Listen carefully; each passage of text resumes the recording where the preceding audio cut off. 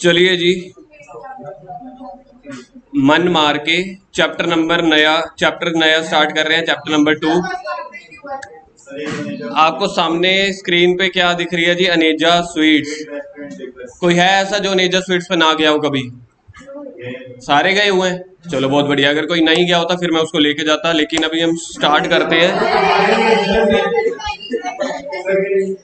अब अभी नहीं, अब हमेशा महापुरुष कहते हैं पहली बार में सच निकलता है, तो सच निकल गया था। चलो जी, अब इस बिजनेस चलिए जी, इस बिजनेस के साथ एक कहानी की शुरुआत करते हैं। कुछ रियलिटी के आपको डेटा दूंगा, मेरे को बताना दुकानदारी कैसे चल सकती है। उसी के साथ आपके चैप्टर की शुरुआत होगी। अनेजा स्वीट्स की अगर मेरे को आज दुकान खरीदनी हो, कितने की मिल सकती है? तो अगर ऐसे जवाब देता रहेगा चैप्टर कैसे सीखेगा? आप जो मैंने बोला वो बताओ। अगर मेरे को ये शॉप खरीदनी हो, कितने की मिलेगी? 10 करोड़ की। इधर देखो जी, अनेजा स्वीट्स की दुकान में गया मैं। इधर स्टार्ट हो गई कहानी। अनेजा स्वीट्स शॉप पे गया मैं, देखा जी मैंने उसकी शॉप में स्वीट्स पड़ी हैं, जिसको हम बोलते हैं इन्वेंट्री, यानी कि स्टॉक। उसकी दुकान की इन्वेंट्री क्या है? उसकी स्वीट्स, मिठाइयाँ, जो भी है, रॉ मटेरियल वही है। उसकी वैल्यू पूछी मैंने, वो कह रहा है कि 30 लाख रुपए का ये सारा सामान पड़ा है मेरी दुकान के अंदर। समझ गए? प्लस मैंने और देखा उसकी दुकान के अंदर फर्नीचर हो गया, या फ्रिज हो गए, रेफ्रिजरेटर टाइप, या जो भी मशीनें लगी हुई हैं, छोटी मोटी चिमनी या जो भी है, ये मशीन्स लगी हुई हैं 10 लाख रुपए की। टोटल कितना हो गया? 40 लाख रुपए का सामान देखा जाए तो उसकी दुकान में पड़ा है। 30 लाख रुपए स्टॉक के रूप में, 10 लाख रुपए एसेट्स के रूप में, यानी कि फर्नीचर वगैरह। फिर मैंने पूछा बिल्डिंग जो है, बिल्डिंग की वैल्यू क्या है? कहता बिल्डिंग की वैल्यू भी है जी 30 लाख। तो देखा जाए, हाँ अभी मैंने इमेजिनरी फिगर ले ली, तो मेरे को बताओ टोटल एसेट्स कितने की हुई? टोटल एसेट्स कितने की हुई? 30, 60, 70 लाख रुपए। मैंने कहा नहीं, अभी जो मैं कह रहा हूँ उस पर ध्यान दो ना। कितने का सामान पड़ा है जी? ठीक है जी, मैं अनेजा स्वीट्स पे गया, मैं क्या तेरी दुकान खरीदनी है। वो दुकान बेचने में इंटरेस्टेड था, पूरा का पूरा बिजनेस, याद रखना, not a part of business, but he is ready to sell the full business, whole business. जिसमें हमने देखा कि अगर अपन एक बार के लिए हिसाब लगाएं तो टोटल जो उसकी दुकान पे इन्वेंट्री पड़ी है, जिसको आप बोलते हो स्टॉक, क्या बोलते हैं? स्टॉक। स्टॉक में मिठाई हो सकती है, या जिस चीज में कोई दुकानदार जो है डीलिंग करता है ना, उसको स्टॉक बोला जाएगा। 30 लाख का माल पड़ा है, 10 लाख का उसका जो फर्नीचर, फिटिंग, टेबल, फ्रिज, ये सब चीजें पड़ी है। और बाकी मैंने उससे पूछा बिल्डिंग की वैल्यू क्या? कहता 30 लाख, 70 लाख रुपए की। मैंने उसको क्या किया, आपको पता है पैसा तो बहुत है मेरे पास, मैंने निकाला एक चेक।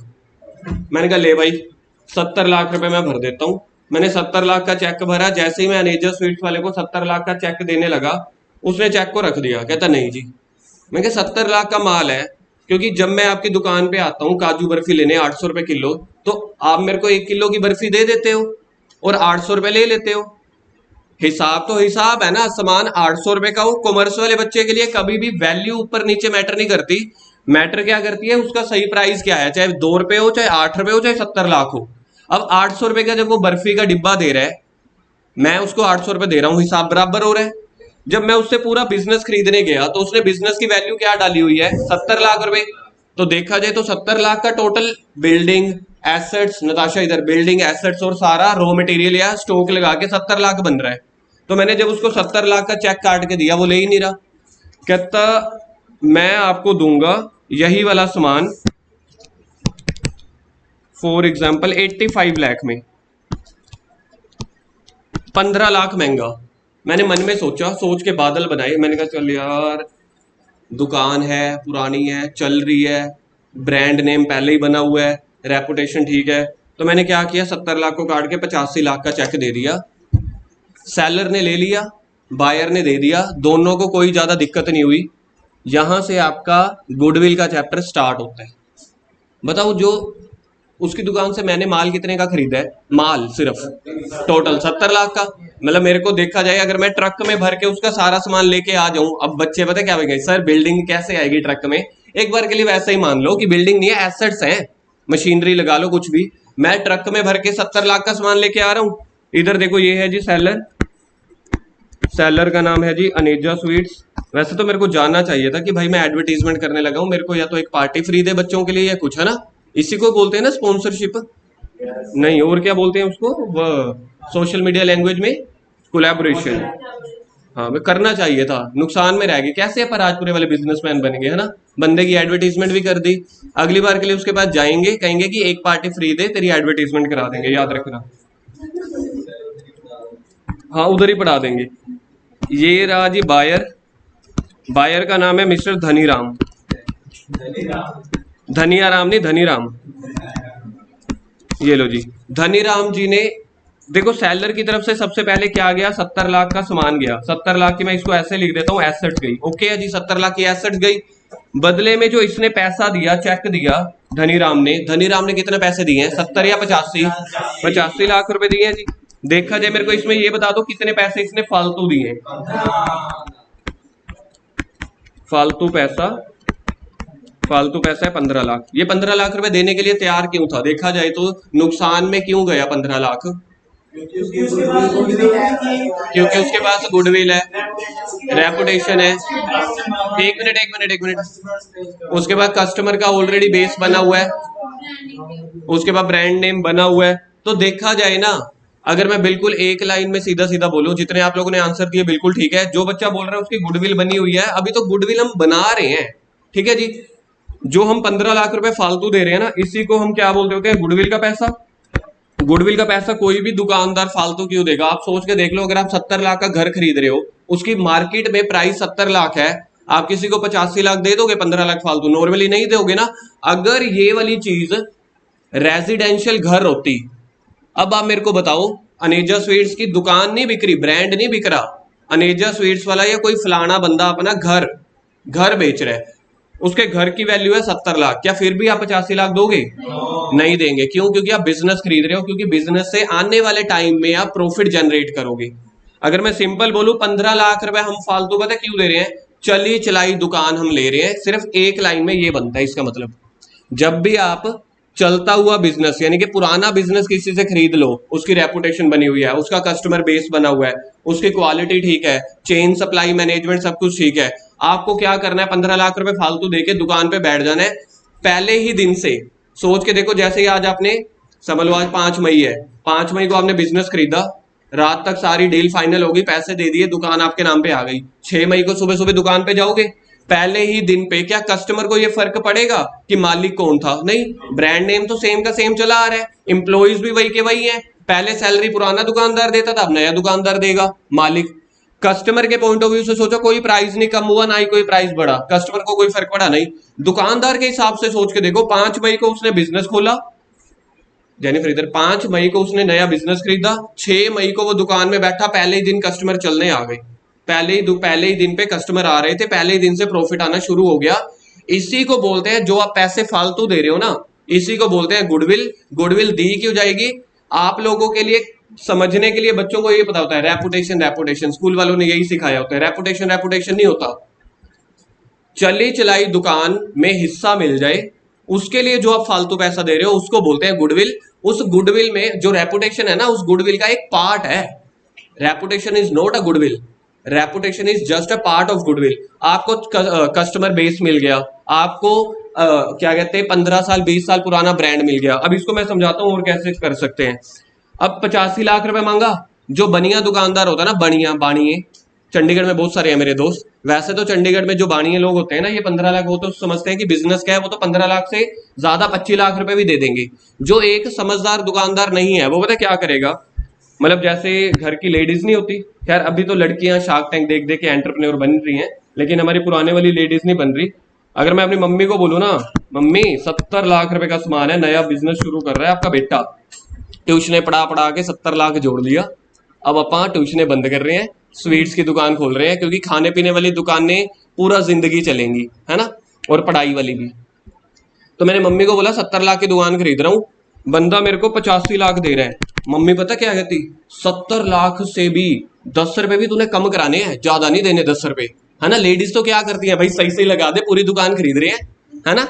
जैसे भिंडी के साथ धनिया फ्री मांग लेते हैं, कपड़े लेने जाओ जब भव्या छोटा था ना, घर वालों के साथ कपड़े लेने जाता था, दुकानदार कहता था 700 रुपए की, इसके मम्मी कहते थे 150 रुपया, बेचारा भव्या तो वहां से भाग जाता था और बाद में पता चलता था दुकानदार दे भी देता था 150 की। चलो जोक्स इधर इधर इधर, भाई साहब इधर, अभी आपका नाम पता चल जाए, एक दो एग्जांपल आपके भी देंगे। अब जो अगर देखा जाए ना, कोई दुकानदार ऐसा है जो कह रहा है कि मेरे को 85 लाख रुपए नहीं देनी। दूसरी कहानी सुनो, क्या भव्या इधर, दूसरी कहानी सुनो, कहानी में गुडविल का और क्या रेलिवेंस है, ठीक है। वैसे मैंने आपको बता दिया, चली चुलाई यानी कि पुरानी दुकान में हिस्सा मिल जाए ताकि आपको फ्यूचर का प्रॉफिट जो है पहले ही दिन से मिलना शुरू हो जाए। लेकिन एक बंदा है वो कह रहा है कि मेरे को 70 लाख वाला सामान मेरी मम्मी ने कसम दी थी कि तूने 70 लाख से 10 रुपए भी ज्यादा नहीं देने। कहता ठीक है जी, मेरे को 85 लाख नहीं देने। मैं क्या करता हूँ, अनेजा स्वीट्स के साथ में या उसके सामने ना मार्केट वैसी बनी हुई है, सेम सिचुएशन है, सारा कुछ डिट्टो, एक न्यू दुकान बना लेता हूँ। पहले कौन सी थी, अनेजा, अब बना देते हैं हम सनेजा, नाम भी उसने ऐसा रख लिया, सनेजा स्वीट्स, ठीक है। और इसने साथ में और वर्ड डाल दिया, और भी बड़ी दुकान, सस्ते में क्या लिख रहे हो, सस्ता सामान,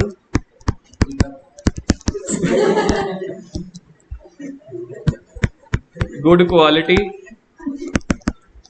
उसने ये सारी चीजें लिख दी सनेजा स्वीट्स ने। अनेजा के साथ किसने खोली, सनेजा ने पैसा लगाया 70 लाख, 30 लाख की बिल्डिंग खरीदी, 10 लाख का माल भरा, नहीं 30 लाख का माल भरा और 10 लाख रुपए मशीनरी, फ्रिज, ये वो सबको लगा दिया। देखा जाए तो इसकी दुकान तो और भी ब्रांड न्यू हो गई, उसकी दूसरे वाले की दुकान बने तो 10-15 साल हो गए, इसका इंटीरियर ये सब कुछ तो और भी ज्यादा फ्रेश होएगा। लेकिन दोनों ही दिन जब सुबह 6 बजे दोनों दुकानदार बैठे, अनेजा वाला सनेजा वाला, अनेजा वाले पास तो कस्टमर आने शुरू हो गए, सनेजा वाले के पास लोग जा जाके ऐसे बाहर से देख रहे थे, अच्छा नई दुकान खुली है, चल 1 महीने बाद आऊंगा, अच्छा नई दुकान खुली है, एक काम कर यार, पहले पूरी मिठाई मत लेके आ, पहले एक टेस्ट करके आ, या 100 ग्राम बर्फी लेके आई हो।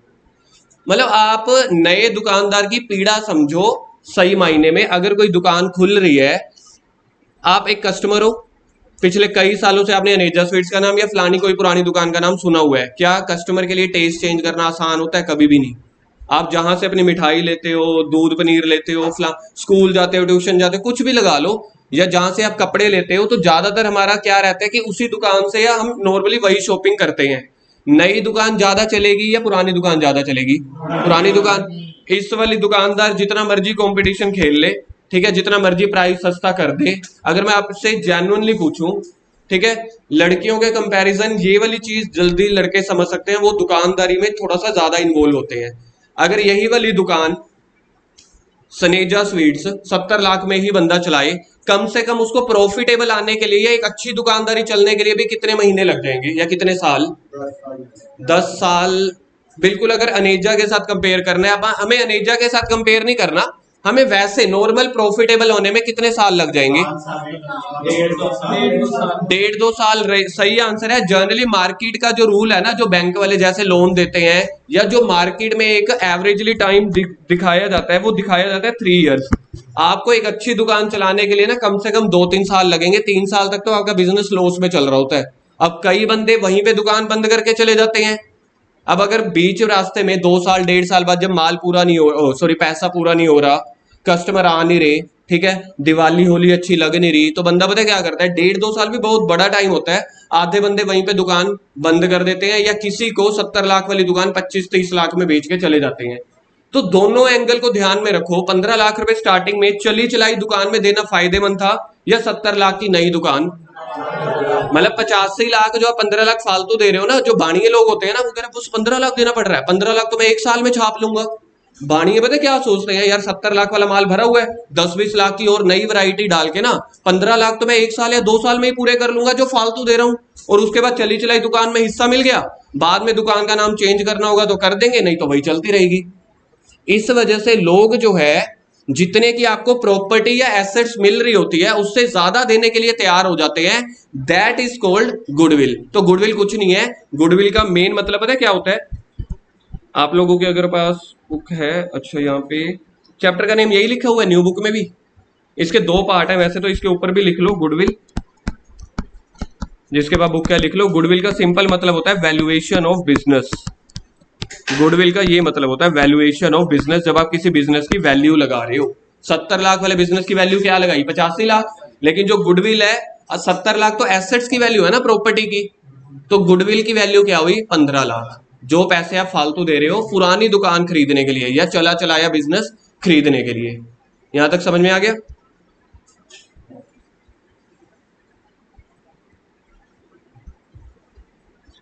अब मेरे को ना आप लोगों को बैलेंस शीट का फॉर्मेट याद है +1 में, देखना बैलेंस शीट का फॉर्मेट यही होता था, लाइबिलिटीज एसेट्स।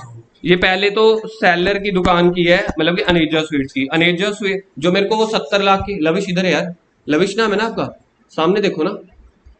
जो सेलर की बैलेंस शीट है, ठीक है, सेलर की जो बैलेंस शीट है, हमें पता कैसे चला था उसके पास 30 लाख का सामान है, 20 लाख की बिल्डिंग है, जो भी है उसकी एसेट साइड पे लिखा हुआ था कि उसके पास स्टॉक 30 लाख है।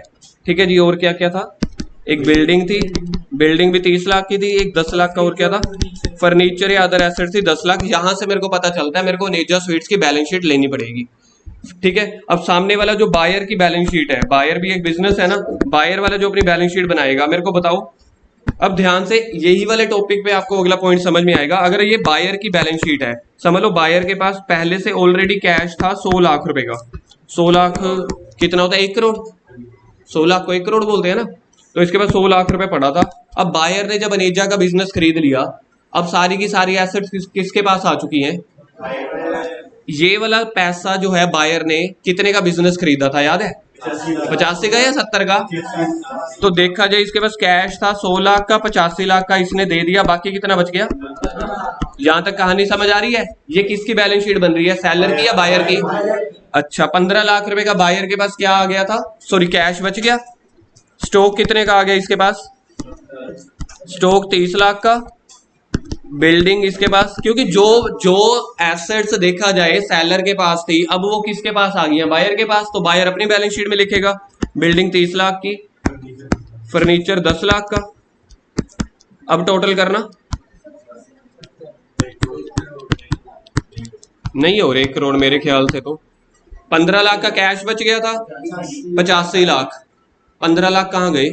जो गुडविल के पैसे आपने फालतू नहीं दिए थे, वो जो आपने गुडविल के पैसे फालतू दिए थे वो कैश में से तो आपने माइनस कर दिया। कैश में से देखो मैंने 70 माइनस किया या 85, जिसमें से 15 गुडविल का था, तो इसमें से तो आपने पूरा माइनस कर दिया, तभी आपके पास 15 लाख बाकी बच गया कैश। तो जो गुडविल बायर खरीद रहा है, क्या वर्ड यूज किया मैंने, जो गुडविल बायर खरीद रहा है उसको इंग्लिश में बोला जाता है परचेज गुडविल। बहुत बढ़िया सर, खरीदने को क्या बोलेंगे, परचेज गुडविल। तो परचेज्ड गुडविल को इनटेंजिबल एसेट माना जाता है। क्लास +1 में आपको सिखाया जाता था कि गुडविल क्या होती है, आपकी इनटेंजिबल एसेट, उसको भी रिकॉर्ड किया जाएगा 15 लाख में। अब देखो कितना हो गया, 100 लाख हो गया। तो यही तो था हमारे पास, 100 लाख में से हमारे पास 85 लाख रुपए कैश गया, तो 85 लाख के बदले में एसेट्स आ गई, जिसमें से 70 लाख की एसेट्स आई थी टेंजिबल। टेंजिबल एसेट मतलब की स्टॉक, फर्नीचर, बिल्डिंग, जिसको देख सकते हैं, जिसको छू सकते हैं। और बाकी 15 लाख की आई गुडविल। गुडविल कौन सी एसेट है, इंटेंजिबल। क्या मेरे को ये 15 लाख की जो गुडविल के मैंने पैसे खर्चे हैं, क्या मेरे पास कोई कस्टमर आएगा, मैं कहूंगा भाई एक काम कर 1 लाख की गुडविल ले ले, सोच के देखना। वो जो बर्फी लेने आया ना, बर्फी मुंह पे मार के जाएगा। और अगर तू उसने गुलाब जामुन लिया तो बेचारा यहाँ से पसीना नहीं होगा, वो चाशनी होगी। अगर आपने उसको ये बोला कि भाई साहब 10 रुपए की गुडविल ले ले, मेरे 15 लाख पूरे करने हैं, 70 लाख की गुडविल ले ले, 10 लाख, ओ सॉरी 70 रुपए की गुडविल ले ले, 700 की गुडविल ले ले। क्या गुडविल ऐसे बिकती है, गुडविल ऐसे नहीं बिकेगी। गुडविल बिकेगी अगर आप पूरा बिजनेस बेच रहे हो, पूरे बिजनेस की वैल्यू डलेगी। अब मैंने क्या किया, मैं दूर से नजर रख रहा था, मैंने कहा यार ये ठीक है, अनेजा वाले ने 70 का बिजनेस है, 85 में बेच दिया, 15 लाख बैंक में। मैंने भी पता क्या किया, अगले दिन ऐसे ही ये वाली डील ना मैं ऊपर ऊपर से देख रहा था, मैंने भी 70 लाख का बिजनेस खोला उसके पड़ोस में। मैंने कहा बिजनेस ले लो, बिजनेस ले लो, 85 लाख से कम 84 लाख का ले लो, क्या बिकेगा ऐसे ही। तो कौन से बिजनेस बिकते हैं, लवी सीधे बैठो भाई, कौन से बिजनेस बिकते हैं जो पुराने हो, जो चल रहे हो, जिनकी मतलब रिलायबिलिटी ज्यादा हो, जिनके प्रोडक्ट में जान हो, या जिनका कस्टमर बेस बना हो, तो बिजनेस उसकी लगती है। कितने पैसे लगे थे, 15 लाख। अब ये तो मैंने आपको ना इस पूरे चैप्टर की एक थीम बता दी, इस पूरे चैप्टर की थीम क्या है। अब थोड़ा सा मैं अंदर जाना चाहता हूं, डिटेल में, अब पता चलेगा कि कौन कितने लेवल तक सोच सकता है। अब ये आपके ऊपर डिपेंड करता है कि आपका माइंड मार्केट लेवल के हिसाब से या दुकानदारी लेवल के हिसाब से या पढ़ाई से हट के कितना सोच सकते हो। कितने पैसे फालतू दिए थे नेजा वाले ने? 15 लाख दिए थे। ये 15 लाख की कैलकुलेशन कैसे करी, मतलब 15 लाख कैसे निकाला? जो पिछले साल के प्रॉफिट थे,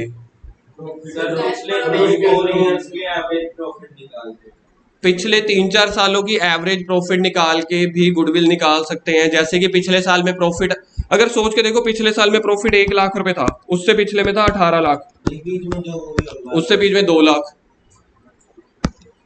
पिछले 3 सालों के प्रॉफिट। तो एक आंसर मेरे पास आया, पिछले सालों के प्रॉफिट के हिसाब से गुडविल निकाल ली। और भी जो लॉसेस को भी कंसीडर कर लिया। और क्या सोच सकते हो?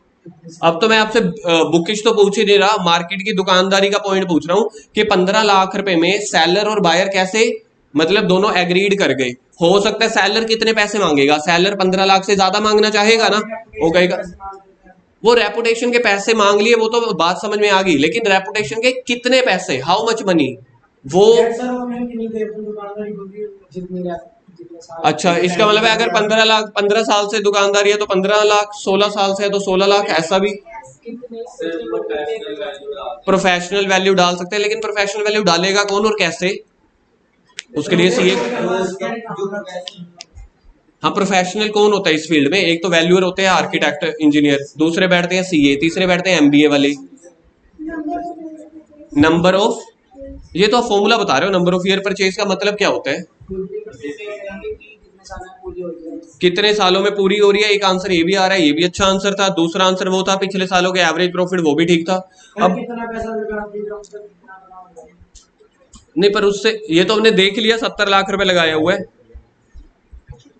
अब मैं आपको बताता हूँ, जो 15 लाख फालतू दे रहे हैं ना, इधर देखो, जो 15 लाख फालतू दे रहे हैं, ये दो बंदों की राउंड टेबल डील बोलते हैं इसको। राउंड टेबल डील का मतलब होता है जो सेलर और बायर आपस में एग्री कर रहे हो। क्या इसका कोई फिक्स्ड फॉर्मूला हो सकता है? पूरी जिंदगी में नहीं बन सकता। बंदा कह रहा है 70 लाख लगाया, एक काम करो 80 लाख दे दो, कहता 80 नहीं दूंगा 75 दूंगा, कहता डील डन है। समझ रहे हो? गुडविल को कैसे, 15 लाख रुपए को कैसे निकालेंगे? कभी भी दो पार्टीज, सुकलेन ऊपर, गुडविल की वैल्यू कैसे निकालेंगे? कभी भी दो पार्टीज ऐसा कोई फॉर्मूला नहीं लगा सकते। हम कैलकुलेशन जरूर कर सकते हैं कि तेरा पिछले सालों में कितना प्रॉफिट था। एक बार के लिए ना मुझे पिछले 4 सालों का प्रॉफिट दिखा। अब कोई दुकान 15 साल पुरानी है, 15 साल पहले जब उसने दुकानदारी पहले पहले खरीदी होगी, बनाई होगी, तो पहले 2-3 साल तो लॉस रहा होगा। तो क्या मैं पिछले इतने 15 साल पुराना डेटा देखूंगा? आप कभी किसी चीजों की रेपुटेशन या किसी चीज को अगर आपने इवेल्युएट करना हो तो ये देखते हो ना कि उसका 1-2 साल पुराना रिजल्ट क्या है, दुकान ज्यादा पुरानी है कि नहीं। अब एक आप लोग आईफोन खरीदते हो, ट्रस्ट है, पूरा ट्रस्ट है आईफोन के ऊपर। मैंने एक फोन निकाल दिया आज, मैंने आईफोन पे मतलब रीच करके, चाइना वालों ने फोन निकाला टी फोन, ले लोगे? नहीं लोगे। लेकिन अगर आपको बाद में 4-5 साल के बाद पता चले ये टी फोन चाइना ने निकाला था, लेकिन था ये भी अमेरिका का, और ये भी अच्छा चल रहा है, उसी रेपुटेशन में है, 5-7 साल के बाद आपको विश्वास होगा जब लोग खरीदना शुरू कर देंगे, कोई एक सेलिब्रिटी ले लेगा। कहने का मतलब ये है कि आप लोग किसी बिजनेस की वैल्यू ये देख के नहीं लगाते बिजनेस कितना पुराना है। मानते हो कि चलो कितना पुराना है हम देखते हैं ट्रस्ट है कि नहीं, लेकिन जो आपने पैसा फालतू देना है वो आप उसके रीसेंट रिजल्ट को देख के, क्या वर्ड बोला मैंने? रीसेंट रिजल्ट का मतलब होता है कि पिछले 1-2-4 सालों में क्या प्रॉफिट आया मेरे को वो बता। पहले पहले सालों में लॉस था। हल्दीराम की दुकान देख लेना, आप एक बार सर्च करके आना, आज की डेट में उसका प्रॉफिट क्या है, जब स्टार्ट किया था आज से कई साल पहले तब क्या था, आपको आइडिया मिल जाएगा।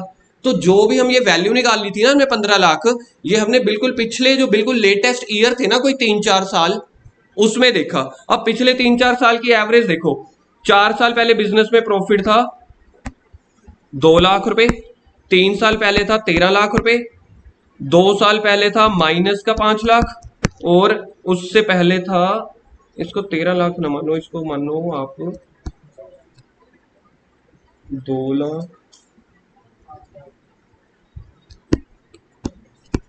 8 लाख, 10 लाख, माइनस का 5 लाख, 9 लाख। ये पिछले साल का प्रॉफिट है, ये उससे पिछले साल का, ये उससे पिछले साल का, ये उससे पिछले साल का। अब जो दो बंदों में राउंड टेबल डील हो रही है, बंदा कह रहा है कि एक काम करो, एक सेकेंड,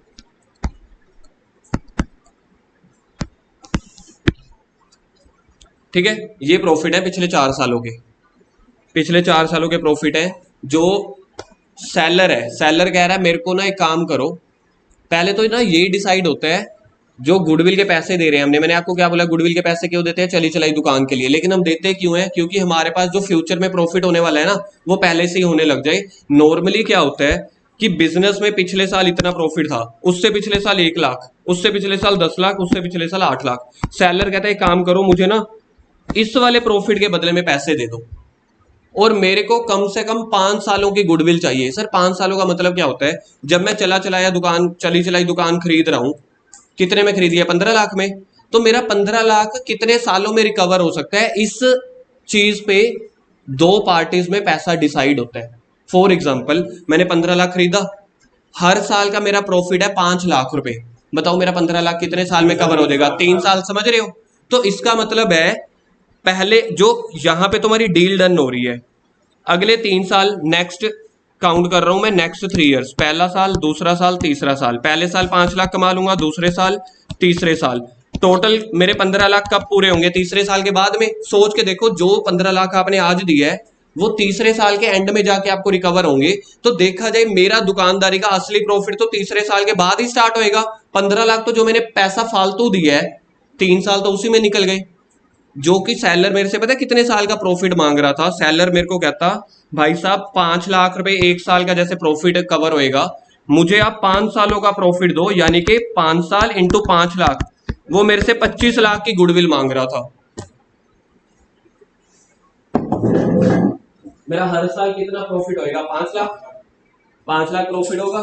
सेलर कह रहा है कि अगले 5 सालों का टोटल कितना हो गया, 25 लाख, क्योंकि मेरा हर साल 5 लाख है, तो 5 सालों का प्रॉफिट कितना हो गया, 25 लाख।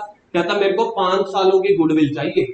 अब दुकानदार सोच रहा है, जो बायर है धनीराम सोच रहा है अगर मैं 5 सालों के पैसे इसको आज ही फालतू में दे दूंगा, अगर 2-3 साल तक दुकान ना चली, मेरा 70 लाख तो गया गया, 25 लाख हो जाएगा। तो ये कह रहा है कि सर फ्यूचर का मुझे नहीं पता कि मेरी ये दुकान सच में 5 साल की आगे चलेगी या नहीं चलेगी, तो मुझे जो पैसा मैं आपको दूंगा मैं तो सिर्फ 2 साल का पैसा दूंगा। मैंने 2 साल की जजमेंट लगा ली है कि 2 साल तो ये दुकानदारी चली जाएगी, 2 साल में तो 5-5 लाख कमा ही लूंगा, मैं सिर्फ 2 साल का दूंगा। तो मैं गुडविल के पैसे 15 लाख ना देके कितने दूंगा, 10 लाख। सेलर कहता मैं 5 साल के मांग रहा हूं, तू 2 साल के दे रहा है, एक काम करते हैं 3 साल पे डील डन करते हैं। मार्केट का जो असूल है ना वो 3 साल ही है। आपको चीज समझ है, ये क्या नेगोशिएशन चल रही है, वो कह रहा है मैं 10 लाख रुपए गुडविल के दूंगा, सेलर कितने मांग रहा है, 25 लाख, मतलब 5 साल के। वो कह रहा है 5 साल तो बहुत ज्यादा हो जाएंगे, फ्यूचर में अगर बिजनेस की क्वालिटी इतनी अच्छी ना हुई, मैं अपने पैसे तो 70 लाख डुबाऊंगा, 25 लाख मैं गुडविल के और नहीं दे सकता, मैं सिर्फ 2 साल के पैसे दूंगा। ये 2 साल आपको पता है कौन से हैं, पास्ट के या फ्यूचर के, तो जिसको फ्यूचर समझ में आ गया मतलब वो कहानी में बेटा एक्टिवेट है, एक्टिव है जी वो। ये जो 2 साल और 5 साल की डीलिंग हो रही है ना 5 लाख रुपए वाली, सेलर कितने सालों के पैसे मांग रहा है, 5 सालों के, बायर कितने सालों के पैसे देने के लिए रेडी है, 2। लेकिन एक मेरे जैसा समझदार इंसान आया कहता 3 पे डील डन करो, मतलब फ्यूचर के 3 सालों का प्रॉफिट, हर साल का प्रॉफिट कितना है बोलना एक बार, 3 सालों का प्रॉफिट कितना हो जाएगा, 15 लाख। कहते हैं कि 3 सालों के प्रॉफिट पे डील डन करो, 3 साल के इकट्ठे प्रॉफिट को बोला जाता है गुडविल। तो मतलब आप चीज सोचो, गुडविल आप रट्टा मार ही नहीं सकते कि गुडविल रेपुटेशन है, गुडविल कस्टमर बेस है, goodwill valuation of the business है, गुडविल बहुत सारे चीजों को मिला के बनती है। तो जब आपके टीचर बोलेंगे ना, टीचर कि गुडविल मीन रेपुटेशन, तो क्लास में जवाब देना कि सर या respected ma'am, it is a part of goodwill, note the goodwill. एक चीज समझ में आई। तो ये जो हमने डिसाइड किया कि 3 साल के प्रॉफिट है, एक बार फिर से बता दो, 3 साल के ये प्रॉफिट पे जो डील डन हुई है, पिछले सालों पे डन हुई है कि अगले सालों पे, इसी को बोला जाता है, जो सूरभि कह रही थी ना, नंबर ऑफ ईयर्स परचेज, जो आप लोगों ने स्कूल में सीखा था, this is the term number of year purchase. आपने कितने सालों पे धंधा खरीदा चलता हुआ, उसी को बोला जाता है नंबर ऑफ ईयर परचेज। कितने सालों पे खरीदा है आपने, 3 सालों पे।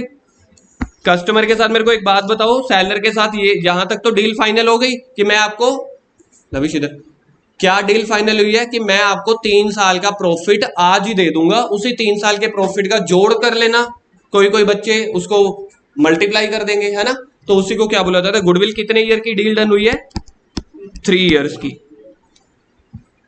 ये डील, पहली डील डन आ गई, समझ आ गया, पहली ये डील डन हो गई है। कितने साल के? 3 साल के। प्रॉफिट कौन किसको देगा? बायर देगा सेलर को। ये सोच के बायर देगा कि चलिए बिजनेस 3 साल भी चल जाए तो मेरे पैसे तो पूरे हो ही जाएंगे।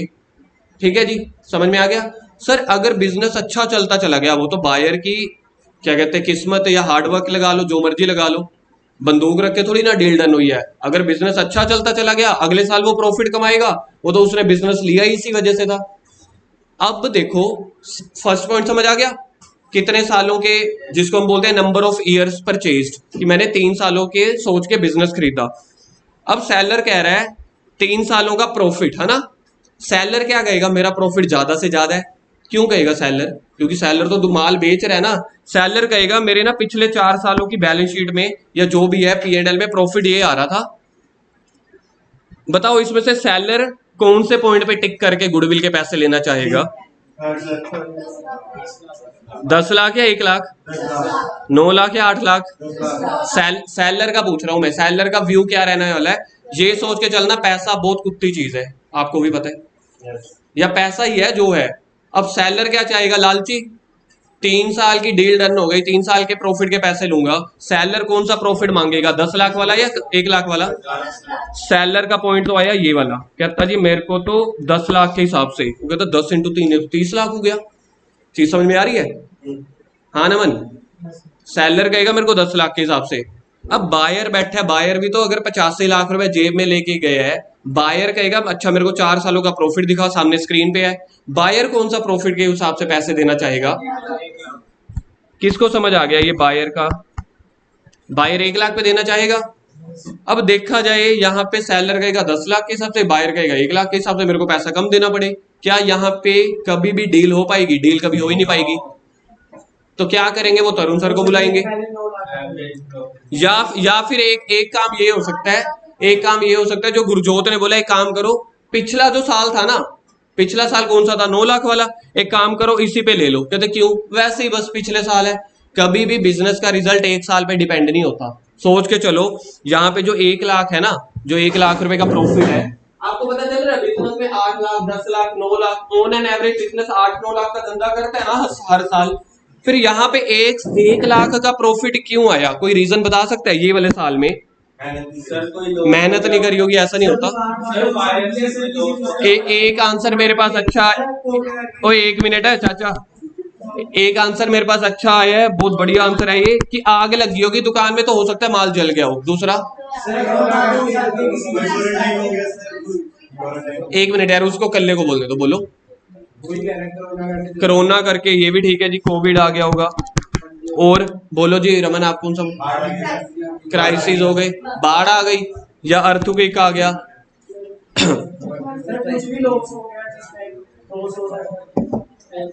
अब मेरे को एक बात बताओ, अगर यहाँ पे मैं मान लेता हूँ, इधर देखो, इधर देखो जी, मैं एक बार के लिए मान लेता हूँ यहाँ पे आग ही लगी है। आग लगने की वजह से बिजनेस में ना 8-9 लाख का घाटा हो गया था। पहले साल 8 लाख कमा रहे थे, 10 लाख, तो अगले साल देखा जाए तो 11-12 लाख होना चाहिए था। नहीं तो अगर थोड़ी बहुत मंदी तेजी भी हुई, 9-9.5 लाख का बिजनेस तो कर ही लेगा। तो यहाँ पे आपको यही याद करना पड़ेगा कि वहां पे कोई ना कोई एबनॉर्मल ट्रेजेडी या कोई भी एक्टिविटी होगी होगी, लाइक एक आग लगी होगी, उसी वजह से बिजनेस का प्रॉफिट डाउन हो गया होगा।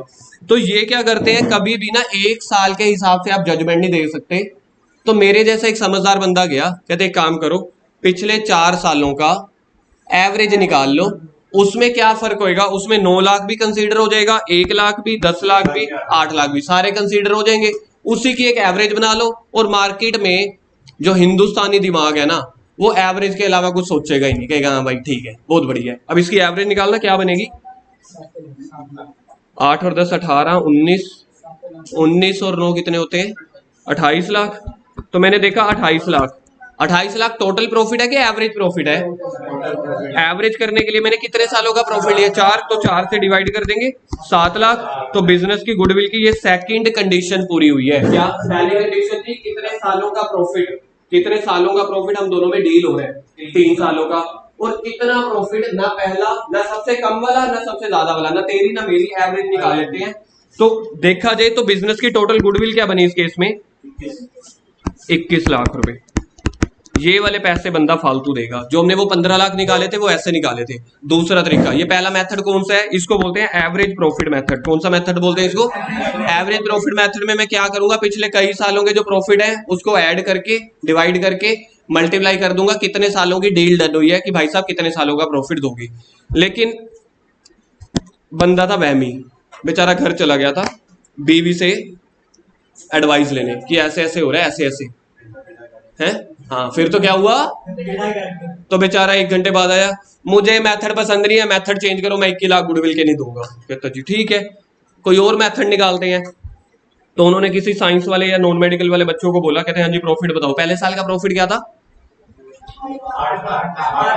नहीं यार, 9 लाख 1 लाख, 9 लाख 1 लाख 10 लाख 8 लाख, ये 4 सालों का प्रॉफिट था। कहते एक काम करते हैं, इसकी ना वेटेज ले लेते हैं। एक होता है एवरेज प्रॉफिट, एक होता है वेटेड एवरेज। वेटेड एवरेज में पता है क्या करते हैं, जो सबसे रिसेंट ईयर है ना, ठीक है, मेरे को उल्टी तरह लिखना था यार, 8 लाख 9 लाख 1 लाख, नहीं सर, 8 10 1 9 8 10 1 9।